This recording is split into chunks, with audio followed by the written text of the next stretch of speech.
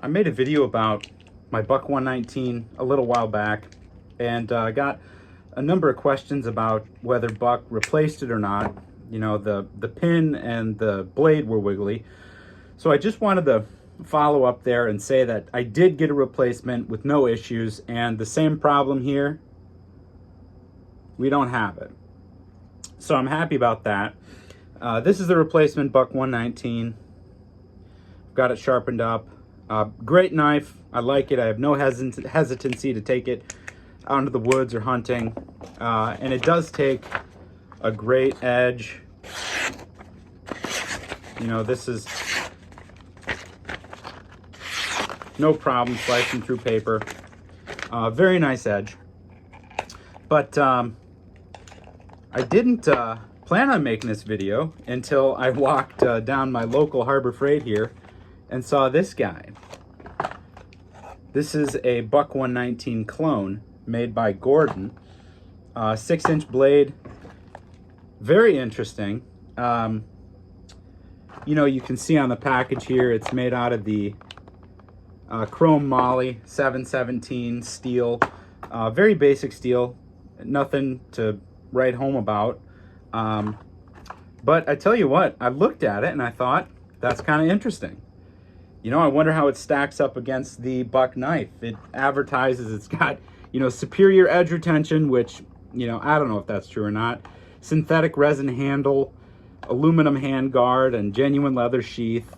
They call it a through tang construction, which, I mean, I think that's just smoke and mirrors.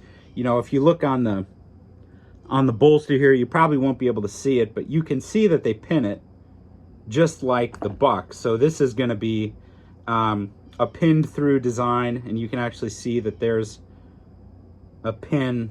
Actually, I don't think they put a pin at the top, just at the bottom. So this is going to be a through pin design, just like the K-bars and the Bucks. And you know, I tell you what, the Marines fought with the K-bars in World War II. Probably good enough for anybody if they can do that.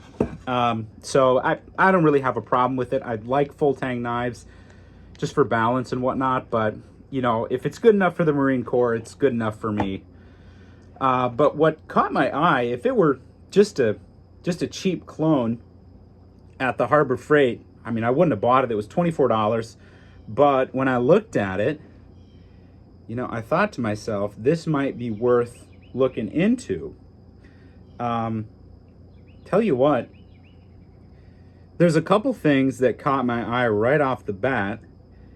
If you can see in here, the tolerances on the Gordon, on this one, where the blade goes into the handle, are a bit tighter. Couple of just minor fit and finish issues. The Gordon here, the fuller that they've cut out, is machined a little bit cleaner than the Buck. You can still see the machining marks in here, where there's a little bit of chatter, you know, just a little bit of tooling marks left over that they didn't polish. We don't have that on the Gordon. The swedge on top here with the Buck is sharper. They didn't go through and actually angle out the swedge on the Gordon. So, I mean, not a big deal. That's certainly not going to affect functionality. When you look at the two, the Gordon is actually just a little bit taller. So you get a little bit more blade length out of that Gordon. And I thought all that was interesting. You know, just as far as design goes, you don't have the finger grooves with the Gordon like you do with the Buck. You know, I don't know if that's, I mean, I guess it does affect grip a little bit. And they call it a synthetic resin handle. I think Buck calls it like a, I don't know, like a black ebony or precious. They call it like a precious resin or something like that. It's just resin. That, you know, that's all it is. I see that on a lot of things, and they call it precious resin, ebony this, and you know, black that, and it's just a black resin. On the Gordon, they don't have the inlays here. It's just straight aluminum, and this the tip here is more flat and angled rather than rounded. You know, just a design difference. I'm sure it was cheaper and easier to do that. But what I wanted to do, oh, and I should also go over, you know, they call it a genuine leather sheath, which, you know, it's not a bad sheath. It jiggles a little bit. The Gordon fits in the buck very nicely, and the buck fits in the Gordon very nicely. But the buck sheath is higher quality, hands down. I mean, no question. You look at the sheath on the Gordon, and it's a little bit off kilter, which it isn't on the buck. And the leather's quite a bit thinner. So the buck does have a hands down higher quality sheath. But my question was, for the extra money that you pay on the buck, is it going to be worth it? You know, to me, yeah, it's worth it. I'm going to pay the extra money to get the buck. I can't remember what this cost me, if it was 60 or 70 bucks. You know, a little bit spendy, I think, for what you get. But lifetime warranty, you know, they got a date stamp on here, so you can tell the date that was manufactured. None of that's on the Gordon. I mean, my kids aren't going to fight over my Gordon knife when I pass away. But my buck knives, I mean, we'll go on hunting trips with this. But, you know, for a beat around, kind of just... Hey, Crowy. I've got, Crowy the chicken came out to see me. So she just wanted to see what was up. Hi, girl. Hi. Yeah. Thanks for coming to see me. So we'll just put you right here, okay? There you go. Okay. So I wanted to first see what kind of edge this takes. And right out of the box, you know, this is the Gordon here. You know, it's not bad, but it's more ripping than cutting. You know, actually that is pretty bad. You know, I'd say that's definitely not a serviceable blade sharpness. So, okay. So I just got my belt grinder here, threw in a 600 grit belt. So I'm going to go ahead and just see what that does for us here. I'm probably going to go 600 and then skip to 1,000 and then strop it with the leather belt, and we'll see where that gets us. So, okay.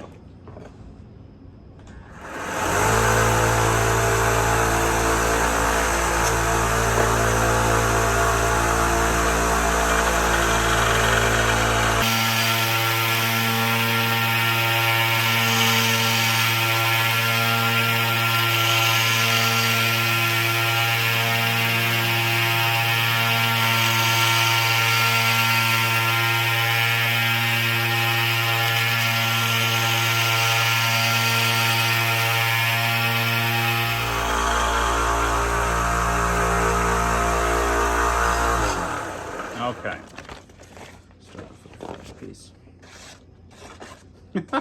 Jeez, you know, and this is supposed to be a softer steel, that chrome moly steel, but it's manufactured in China typically. But I tell you what, I have been impressed with how hard this is. Just really hard. My buck knife, it takes a few more strokes generally to sharpen, but this is, I would say this is no easier or harder to sharpen than the buck, which is 420 high carbon steel, I believe.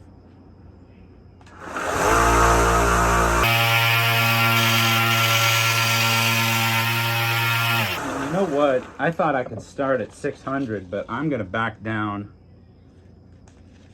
a grit. All right. So I'm going to back down to 400 here. And just see what that can do for us, because I'm not getting the burr that I want out of that 600. There we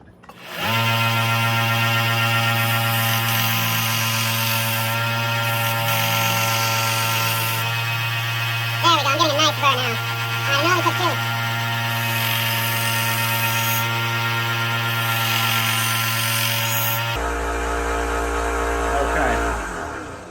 Well, let's see if that did anything for us.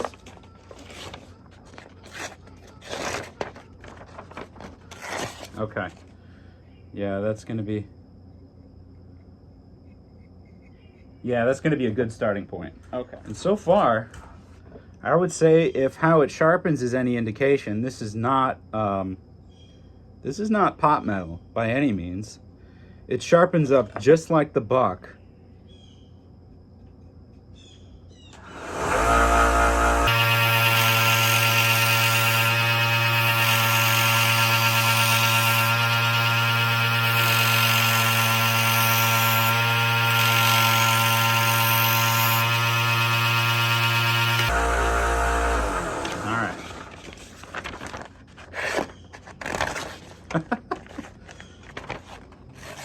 This thing does not want to sharpen, huh? All right. Here.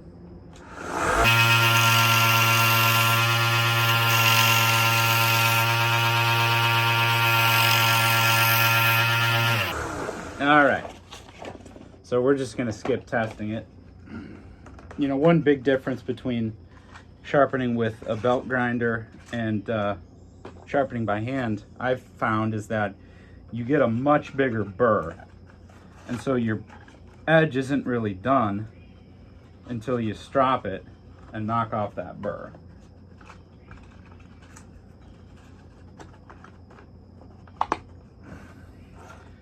And the flip side of that is you're also taking off a lot more metal, and you got to be aware of that.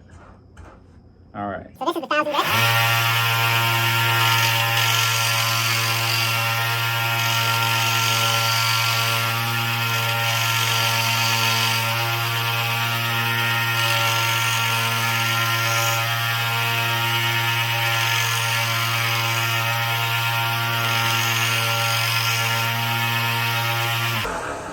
So that's 1,000.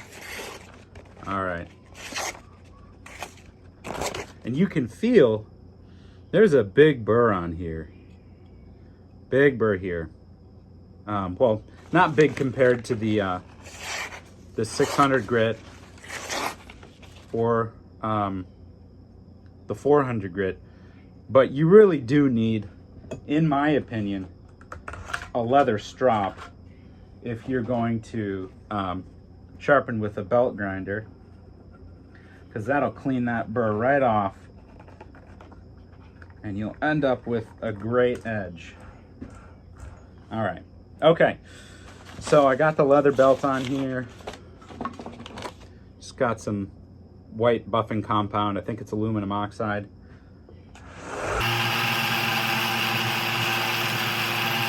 Makes you feel like an old-timey barber.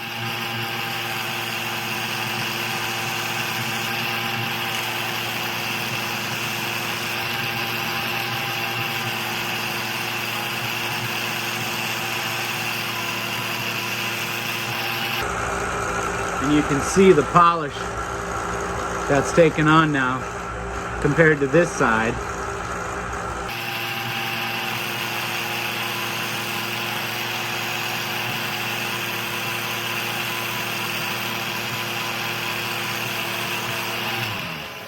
All right, so we've got a nice polish here. I still do use a strop by hand at the end. This is a bat strop that I made out of poplar and then just glued some leather strips down to it. So I've got the rough grit aluminum oxide, I got the white, and then it goes green, which is, you know, kind of medium, and then red polish and bare leather. So I'm gonna start here with green. And this has been really handy for my knife collection and, you know, kitchen knives and hunting knives. Especially my set of old hickories, which I don't really ever have to sharpen as long as I strop them. They take a new edge very nicely. Alright, so we'll just take that here. Now onto just the bare leather. Okay, so let's see what that did for us, if we can get this thing to sharpen up or not. And you see how it just slides through. You know, I tell you what, this is a pretty deadly sharp knife now. You know, you look at that.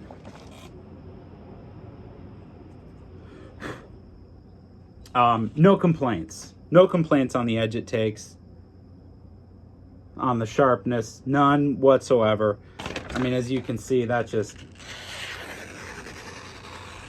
And I'm just push cutting now.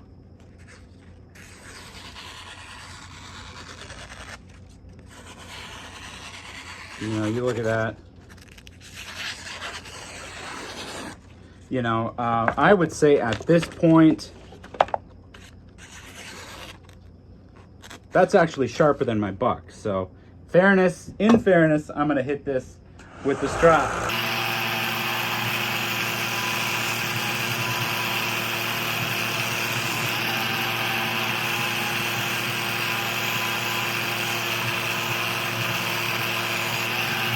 All right. Because it's been a minute since I've sharpened this one.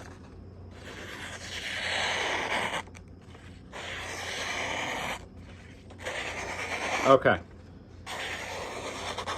So you can see. All right. So right now, these cut the exact same way. The buck is just ever so slightly thicker, but $24. I think this was 3 times the cost. I want to say it was $70 where I bought it, or maybe it was $60. I can't remember. Some very minor differences, no finger grooves here, but I do believe that with the exception of the buck being 420 high carbon steel and this being the chrome moly, that the materials are identical. I believe it's the same resin used in the handle, the same pinning method of construction, but I've just been very pleasantly surprised. This is definitely not pot metal, despite the fact that it came out of China. So there's my thoughts on this Gordon Harbor Freight Buck 119 clone. For $24, I'd say it's worth picking up. Anyways, have a good one.